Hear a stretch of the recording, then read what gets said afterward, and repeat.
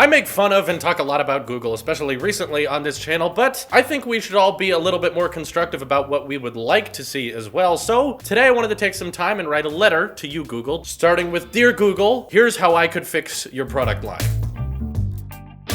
This is a hypothetical situation, definitely not one that would happen, or likely any of the things I want to happen will actually take place, but I thought it would be interesting for you guys to see what I would like to see happen, what could get me to switch around from my anti-pixel bias without trying to bring up, just don't demonetize my videos. I would like you a lot more if you didn't do that, but that has nothing to do with the Pixel team. So first of all, if you are delivering a flagship product, as in you're charging full price and shipping it with stock Android, as many people describe it as the way Android ought to be experienced, to make an actual competing product in this very diverse market of Android phones, you have to have some certain hardware exclusives. What I think is a very complicated place for a lot of Android users out there is no matter what Android phone they buy, whether it's Samsung, whether it's Pixel, whether it's OnePlus, they're compromising somewhere because it means that no matter what phone you buy, there is some other Android phone that can do some part of it better. So for me, in my example, as an Apple sheep, I typically look to Samsung and say, they make the best Android phones. If I had to buy an Android,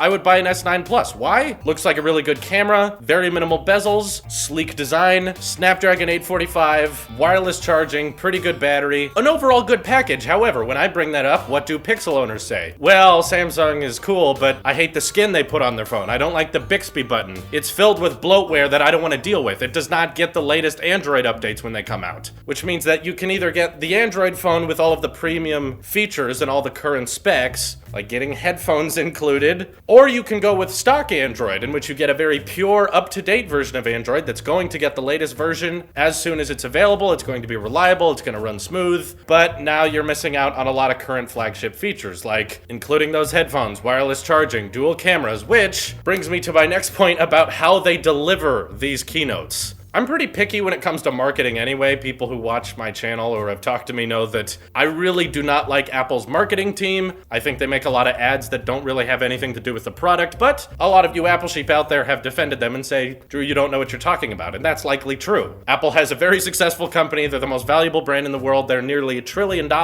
in worth, so I probably don't have a place to say they don't know how marketing works because it's working for them just fine. Google, however, I can critique a little bit because in terms of sales, they sold 3.9 million Pixel phones in 2017, which is not very good. And as far as just what I can see in day-to-day public life, I'm not seeing more Pixel 2s than original Pixels. I knew 3 to 4 people who bought the original Pixel when it came out. I have not met or seen a single Pixel 2 out in the public. They are not selling well, which means that there's probably a couple things they could address in terms of marketing. Firstly, with the original Pixel launch, you don't want to mock a company you're trying to replicate. If Apple's removing the headphone jack, don't make fun of them for doing it because you're planning on doing it later anyway. Samsung's likely going to have to deal with this problem later, but they have a very hardcore user fan base. They make a really good phone, so it doesn't look as cringy as it does when the Pixel 2 comes out and they say, and you can use any pair of headphones with it with the included USB-C adapter. That just makes everyone in the audience go, ooh, why'd you bring that up? And then on top of that, with the Pixel 2 unveiling, they literally address in the unveil keynote, where's the dual camera? Well, no need. Even if you like the Pixel 2, I think you have to admit that you shouldn't directly address what the competition has that you don't, because most everyday users, and now even DxOMark is acknowledging, having a telephoto lens or just having a secondary camera is not all about having blurry backgrounds. It's very impressive that they figured out a way to make artificial intelligence